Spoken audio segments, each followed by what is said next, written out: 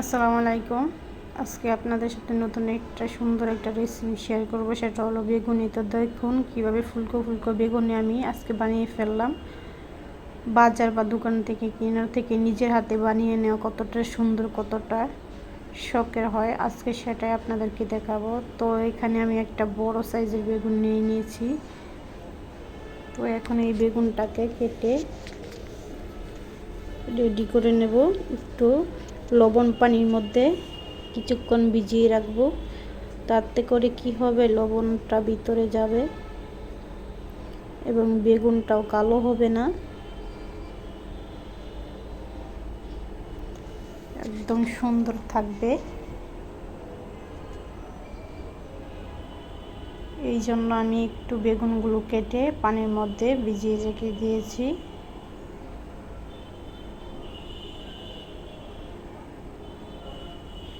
এবং আমি পরবর্তীতে এটা আবার সুন্দর করে টিস্যু বা টাওয়ালের সাহায্যে আস্তে করে উঠিয়ে নেব বা পানিটা জড়িয়ে নেব। তো এখানে আমি আগেই বেসনটা মেখে রেখে দিয়েছিলাম ভিজিয়ে, বেসন আর একটু ময়দা, হালকা একটু ময়দা দিয়েছি, বেশি দেইনি। তো আগেই আমি এটা রেডি করে ভিজিয়ে রেখে দিয়েছি, কারণ এটা একটু 10 বা 20 মিনিট আগে যদি আপনারা রেখে দেন পানি দিয়ে মেখে ভিজিয়ে, তাহলে বেগুনিটা অনেক সুন্দর হয় এবং ফুলে যায়, একদম নরম তুলতুলে হয়। এই জন্য আমি আগে থেকে এটা ভিজিয়ে রেখে দিয়েছিলাম। তো এখানে এখন আমি এটার যে উপকরণগুলো আছে সেগুলো দেব। এখানে হচ্ছে আমি মরিচের গুঁড়া দেব, একটু হলুদের গুঁড়া দেব, ধনিয়ার গুঁড়া এবং বেকিং সোডা দেব। এই যে আপনাদেরকে দেখিয়ে দিচ্ছি, বেকিং সোডা বা খাবার সোডা যেটা আছে ওইটা দেব। এটা দেওয়ার কারণটা এখন দেব, কারণ আগে দিলে বেশি রেজাল্ট পাওয়া যায় না, এখন দিলে এটা ভালো রেজাল্ট পাওয়া যায়। সাথে সাথে দিলে যখন আপনি চুলার পারে যাবেন তখনই সাথে সাথে হলুদ, মরিচ, লবণ এবং একটু ধনিয়ার গুঁড়া এবং গরম মশলার সাথে একসাথে মিশিয়ে নেবেন। সব কিছু একসাথে মিশিয়ে নেওয়ার সময় বেকিং সোডা বা কর্নফ্লাওয়ার যেগুলো বলে এগুলো দিয়ে দিলে ভালো।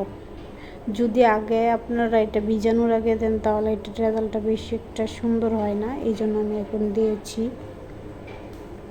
তো এখানে আমি একটা কাঁটা চামচ বা স্ট্রেনারের মাধ্যমে যে কোনো কিছু দিয়ে একটু মিক্স করে নেব সব কিছু।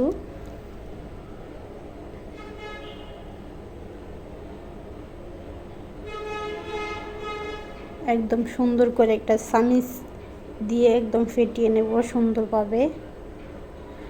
5 থেকে 10 মিনিট পর্যন্ত এটা ভালো করে ফেটিয়ে নিতে হয়, তাহলে সুন্দর একটা রেজাল্ট পাওয়া যায়। তো এখানে আমি আর একটু আপনাদেরকে দেখাই, এখানে একটু বিট লবণ দিয়েছি। বিট লবণ দেওয়াতে এটা হবে কি, অনেকটা মজা হবে। অনেকে টেস্টি সস দেয়, ওটা দিলেও অনেক মজা হয়। তো আমি এখানে দেবো না, যেহেতু টেস্টি সস বেশি একটা খাওয়া ভালো না। তো এখানে আমি আস্তে আস্তে আস্তে আস্তে পানিটা দিচ্ছি, বেশি করে দিচ্ছি না, বেশি করে দিয়ে দিলে একদম পাতলা হয়ে যাবে। এটার ঘনত্বটা বুঝে বুঝে আমি পানিটা দিচ্ছি।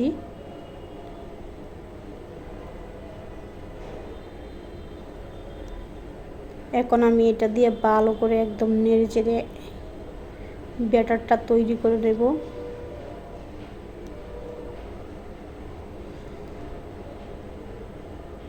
ব্যাটারটা নিজেই বোঝা যায় যেরকম পারফেক্টভাবে হয়ে যায়, যখন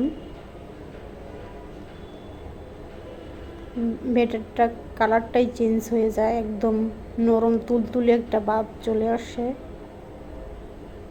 তো এখানে দেখেন কতটা সুন্দর হয়েছে।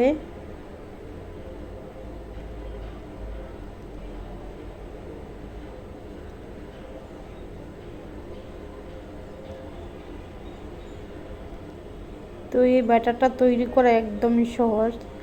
বেগুনি এবং আলুর চপ যে কীভাবে ব্যাটারটা তৈরি করতে হয়। এই যে দেখেন আমার হাতের মধ্যে কীভাবে সুন্দর করে ট্যাপ ট্যাপ পরে পড়ে যায়, যে হাতের মধ্যে লেগে আছে, হাত থেকে কিন্তু চাপটি দিয়ে পড়ে যায় না, হাত দিয়ে সরাতে হয়।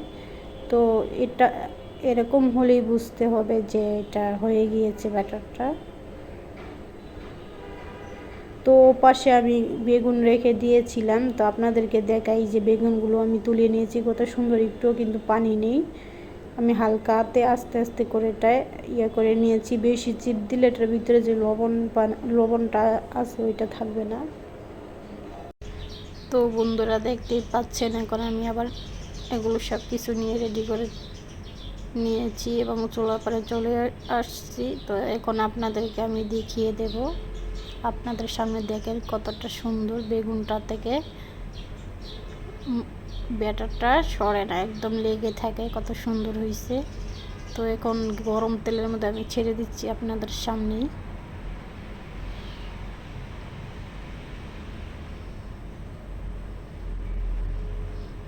তো এখন কি করতে হবে, উপর দিয়ে একটু তেল দিয়ে দিতে হবে, দিয়ে দিলে এটা অনেকটা সুন্দর ফুলকো ফুলকো হয়। উপর দিয়ে তেলটা আমি যে সাহায্যে দিয়ে দিলে দেখেন, দেওয়ার পরে কতটা সুন্দর হয়েছে।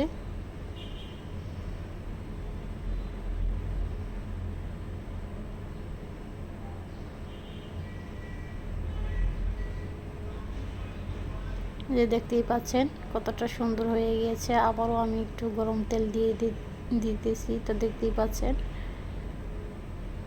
আর আপনাদেরকে এখানে একটা কথা বলি, বাটিটা বেশি বড় নেবেন না, একদম ছোটও নেবেন না, একদম সুন্দরভাবে